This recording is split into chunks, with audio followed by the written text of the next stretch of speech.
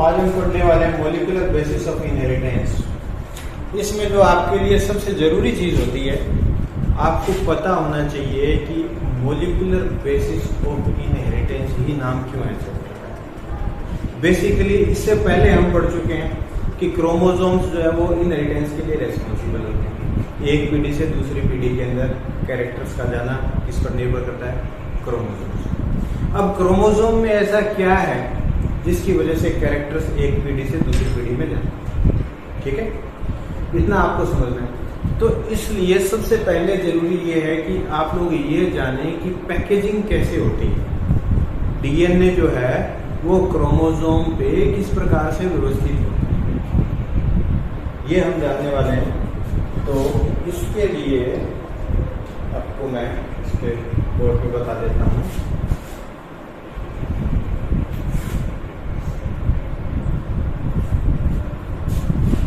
Colour black कर लेते हैं, इसका थोड़ा सा सही नजर आएगा आपको।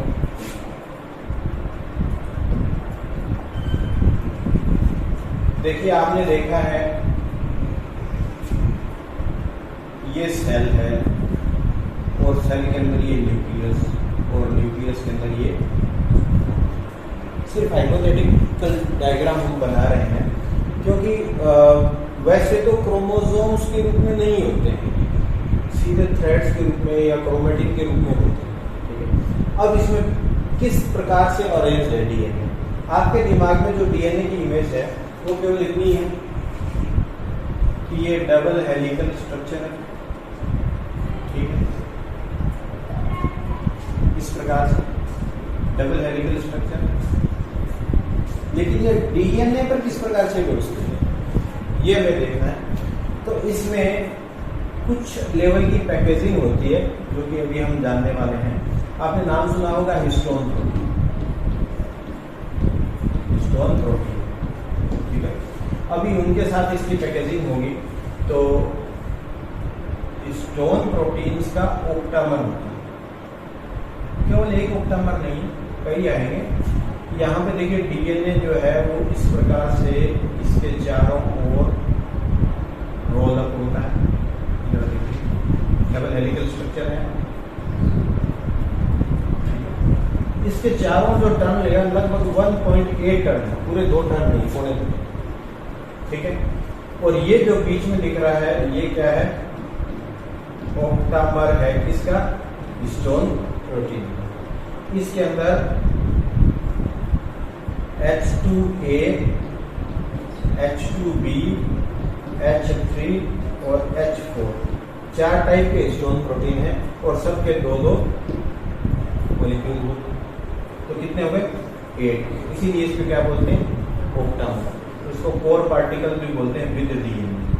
अच्छा, जो डीएनए इसके चारों ओर लिपटा हुआ है वो कौन सा डीएनए? Core DNA. ठीक है, यहाँ पर आगे चलोगे आप, सेकंड ओक्टामर होगा यहाँ पर। ठीक है, इसके चारों ओर भी इसी प्रकार से ये डीएनए लिखता है। ठीक है, इस प्रकार सो ऑन चलता रहता है। अरे यहाँ पर क्या होता है जरा, यहाँ पर देखिए, यहाँ पर ये H1 स्टोन 1, यहाँ पर भी H1, ये इसको लॉक किए रखता है ताकि ये इसके चारों ओर से खुले रहे। ठीक है, तो ये सोन लगे रहते हैं, यूं लगता है कि मोतियों की माला। ठीक है, तो पहला लेवल आपको समझ में आया डीएनए। डीएनए किसके चारों ओर लिपटा हुआ है? क्रोमोसोम्स के, नहीं सॉरी, हिस्टोन प्रोटीन। ठीक है, और हिस्टोन प्रोटीन में क्या है? ये 4 प्रकार के, जो कोर पार्टिकल है उसमें 4 प्रकार के। ये H1 है, ये भी आप ध्यान रखना। अब नेक्स्ट लेवल पे चलते हैं। तो आप ये मान के चलिए कि इस प्रकार से ये स्टोन मॉलिक्यूल है और इसके चारों ओर क्या लिखा हुआ है? डीएनए। जब ये व्यवस्थित होते हैं तो कुछ यूं मान के चलिए जैसे स्प्रिंग होता है ना, जैसे स्प्रिंग में एक वायर यूं लिपट के हो जाता है, ठीक उसी तरीके की स्ट्रक्चर बन जाती है। तो यहाँ आपको हिस्टोन इस प्रकार से दिखेंगे। तो स्प्रिंग एक पाइप की तरह हो जाता है। ठीक है, अगर आप उसको बिल्कुल जैसे अगर आप इसको मान लीजिए तो आप ये एंड देखेंगे तो आपको कैसा दिखाई देगा। तो अभी आप देखोगे तो इसमें आप ये मान के चलिए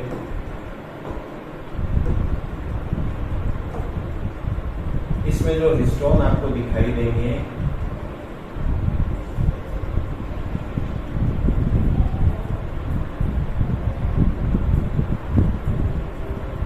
आपको देखने में कितने मॉलिक्यूल दिखाई दे रहे हैं? 6। ये एक तरीके से पाइप लाइक स्ट्रक्चर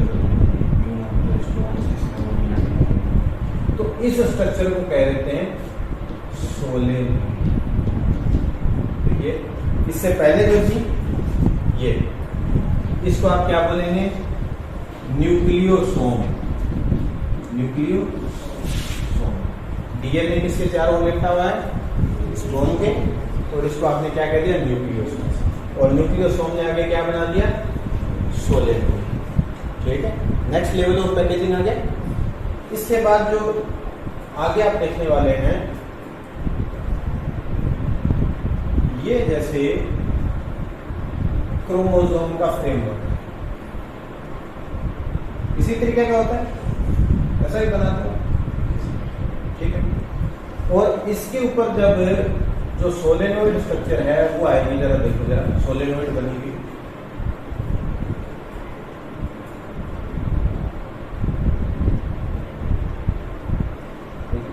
ये जो क्रोमोसोम बना रहा हूं मैं, ये मेटाफेज का क्रोमोसोम है जो डबलिंग है, तो इसमें दूसरा डीएनए भी होगा।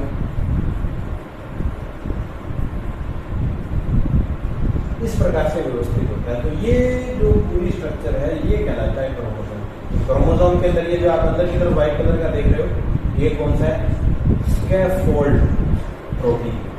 और इसके ऊपर ये जो येलो कलर से हमने बनाया ये क्या है? सोलेनोइड। अब एक बार फिर से ये क्या है? DNA plus histone. ये क्या बन गया? न्यूक्लियोसोम। ठीक है, न्यूक्लियोसोम हो गया। न्यूक्लियोसोम के बाद ये स्प्रिंग की तरह रोल हुआ। ठीक है, और ये क्या बन गया? सोलेनोइड। अच्छा, इसको क्या कहते हैं? क्रोमेटिन भी कहते हैं। ठीक है, और सोलेनोइड के बाद क्या हो गया? अब सोलेनोइड प्लस स्कैफोल्ड।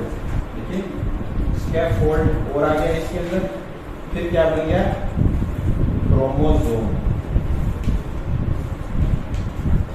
ये क्रोमोसोम के अंदर जो है डीएनए के पैकेजिंग का लेवल।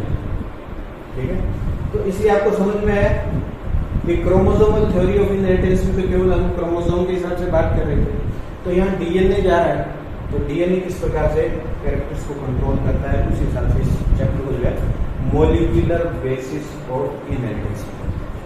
ठीक है, अब दूसरा सवाल, अगर ह्यूमन सेल है,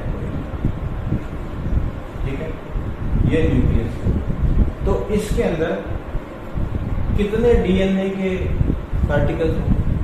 एक क्रोमोसोम में कितने डीएनए? एक। अगर नॉर्मल मेटाफेज के दौरान तो डबल होती है, डबलिंग होती है, वो अलग टॉपिक है। तो आप ह्यूमन क्रोमोसोम के अंदर, ह्यूमन जो सेल है उसके अंदर कितने क्रोमोसोम्स होते हैं? 46। ठीक है, तो इसके अंदर जो डीएनए होंगे वो भी कितने होंगे? 46। अब दूसरी बात, हम बात कर रहे हैं क्रोमेटिन, इसको भी समझिए। क्रोमेटिन के बारे में आपने सुना होगा, न्यूक्लियस के अंदर कुछ तो बहुत ज्यादा डार्क रीजन होते हैं, तो उसको तो हम कहते हैं कि वो तो है हेटेरोक्रोमेटिन, और कुछ लाइट रीजन होते हैं उसको क्या कहते हैं? यूक्रोमेटिन। वो क्यों कहते हैं? क्योंकि जो हेटेरोक्रोमेटिन है वो इनएक्टिव होता है। ठीक है, और यूक्रोमेटिन कैसा होता है? एक्टिव। तो अब आपने देखा सोलेनोइड बनी थी। अब सोलेनोइड जो है वो अगर ट्रांसक्रिप्शन करेगी, प्रोटीन बनाएगी, तो उसका खुलना जरूरी है ना। तो सोलेनोइड के अंदर वो एक तरीके से मान लीजिए जितने पोर्शन का ट्रांसक्रिप्शन होना है उतना डीएनए खुल गया, आगे स्टोन जुड़े हुए, पीछे भी स्टोन जुड़े हुए। तो यहाँ खुल गया तो ये ट्रांसक्रिप्शन कर रहे हैं, प्रोटीन बना रहे हैं, पहले एमआरएनए बनेगा फिर बाद में प्रोटीन बनेगा आगे यहाँ साइटोप्लाज्म में जाकर के। तो ये जो एमआरएनए बनाने का प्रोसेस है तो उस टाइम ये खुले हुए होंगे, यानी यहाँ इतनी दूरी में क्या होंगे, न्यूक्लियोसोम नहीं होंगे। ठीक है, तो जब हम किसी भी सेल को स्टेन करते हैं तो उसमें उस स्टेन को लेने वाले कौन होते हैं, न्यूक्लियोसोम होते हैं। तो इसमें न्यूक्लियोसोम जो है वो कम मात्रा में होंगे, इसलिए स्टेन इसमें कम दिखेगा। तो ये एक्टिव रीजन है, इसको हम क्या कहते हैं, यूक्रोमेटिन। ठीक है, और इसके अंदर क्या है, जब कोई ट्रांसक्रिप्शन चल ही नहीं रहा है तो न्यूक्लियोसोम इंटैक्ट होंगे और वो क्या कहलाते हैं, इनएक्टिव रीजन, हेटेरोक्रोमेटिन। तो क्रोमेटिन के रूप में रहते हैं सामान्यतः फाइबर्स। क्रोमोसोम्स कब बनते हैं, जब सेल डिवीजन, इतने क्रोमेटिन के रूप में रहते हैं। तो क्रोमेटिन के अंदर जो जहां पर ट्रांसक्रिप्शन चल रहा है तो वो तो क्या हो गए, एक्टिव, और कौन सा है ये, यूक्रोमेटिन। और जहां पे ट्रांसक्रिप्शन वगैरह नहीं चल रहा है वहां जो न्यूक्लियोसोम बने रहेंगे वो इनएक्टिव रहेंगे और डार्क स्टेन होंगे, वो कौन से हैं, हेटेरोक्रोमेटिन। समझ में आया, किसी को कोई क्वेरी?